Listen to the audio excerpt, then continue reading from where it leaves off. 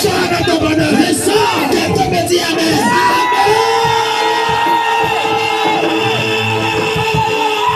Amen. J'ai prié pour lui faire un jour. Un méditant dit, chaque fois qu'il fait rêve, je suis en prison, mais je suis nu. Hey! J'ai dit, on a commencé à faire prier. Jesus. On a commencé à prier. Une semaine après, elle dit, papa, maintenant quand je rêve, je suis sorti de la prison, mais je suis toujours nu. Je dis, non, retourne. Je dis, lève les mains. Elle dit, ok, je prie maintenant, je retourne en prison. Elle dit, mais pas pourquoi tu me ramènes en prison? Je dis, oui, tu es sorti, mais je prie. Comment même mon Dieu te ramène en prison? Elle ne comprenait pas le mystère. Je dis, ma fille, on t'a déshabillé en prison. Et tu sors de la prison, tu es nu. Dehors, tu es nu. Dedans, tu es nu. Il n'aura pas de changement. Quelqu'un qui est dehors, qui est nu. Il est dedans, il est nu. C'est totalement la même chose. Je lui ai dit, retourne en prison. J'ai prié. Elle a dormi, elle a dormi, elle est rêvé que je suis en prison. Très bien. On reprend la prière. Tu dois sortir avec ton habit. Quand tu rentrais, tu es rentré à quoi? Elle vient de rentrer habillée. Elle dit, mais tu sors, tu es nu. Ça te dit rien. Retourne en prison. Quand elle a commencé à prier, quelques semaines après, elle fait rêve. Maintenant, elle sort, elle a porté en haut, il y a Bamba. Elle dit, je prie encore, retourne en prison. Hey! Pourquoi pas ça? Elle dit, oui, retourne encore. J'ai prié, Seigneur, ramène ma fille en prison. Elle est revenue en prison. Elle doit faire une voyage en prison. Très bien. On a continué à prier. On a prié. Un jour, elle fait rêve. Là, ça a duré, ça fait des mois.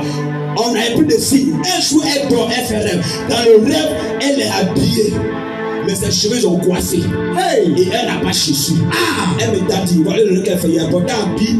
Je suis en bas là, il y a porté en haut. Dans le rêve là, c'est comme si ma tête, il n'y a pas de cheveux dessus. Et puis c'est comme si elle n'a pas porté de chaussures. Je dis, au nom du Dieu que je prie, retourne en prison. J'ai prié, elle est retournée en prison.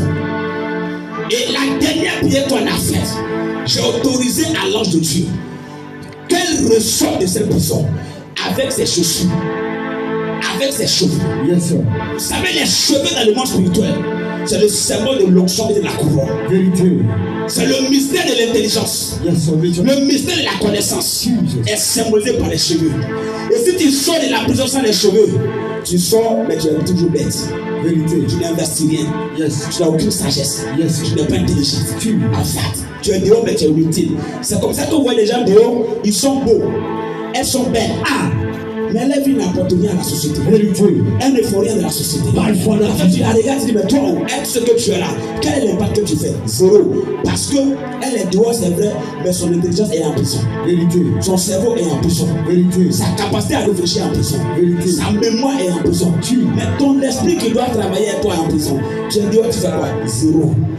Quand on a prié, elle sort, il y a mèche sur sa tête. Il dit ça, c'est bien. Mèche, ça symbolise intelligence supérieure. C'est l'intelligence des blancs. Donc si tes cheveux sont les mèches, c'est que tu as augmenté l'onction. Et puis elle a porté chaussures, elle est sortie. Il dit très bien. Quand on a commencé à prier, les portes ont commencé à s'ouvrir pour elle. Pourquoi? Parce que tout ce qui était à elle, la prison, elle est sortie avec ça. Une stratégie de prière. Quand tu pries pour les prisons, il ne faut pas dire Seigneur, sors-moi de la prison seulement. Seigneur, je sors de la prison. Non, il faut conduire la prière.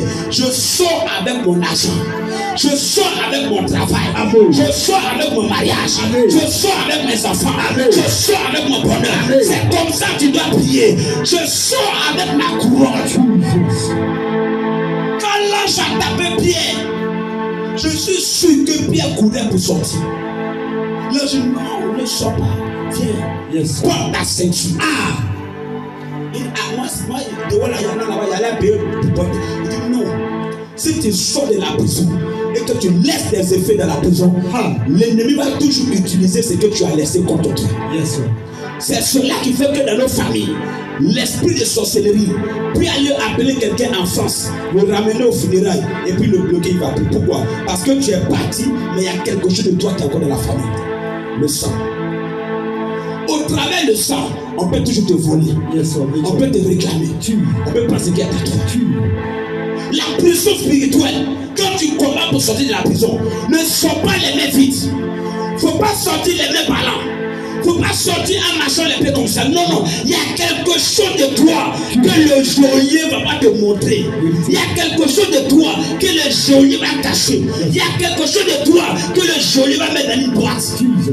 Tu dois tout réclamer par la force et par l'obéissance. S'il le veut de gré ou de force, il doit te donner ce qui est à toi. Et ce matin, Dieu me dit de te dire, tu ne quitteras pas ce culte sans récupérer quelque chose qui t'a été volé. Ta manière de me regarder m'énerve. J'ai l'impression que je parle à des extraterrestres. Je dis, tu ne sortiras pas d'ici tant que tu ne récupères quelque chose que l'ennemi t'a volé. Afin de rentrer chez toi, je vois Dieu déposer sur toi et dans tes mains ce qui t'a été volé, ce que le diable t'a volé, ce que les démons t'ont volé, ce que Satan t'a volé, ce que l'esprit du mal t'a volé. Tu les récupères ce matin. Je dis, tu les récupères ce matin. Tu te dis avec là-bas, tu les récupères. Prends ce qui est à toi. Récupère ta destinée, récupère ton bonheur, récupère le mariage, récupère la santé. Quelqu'un me dit amen.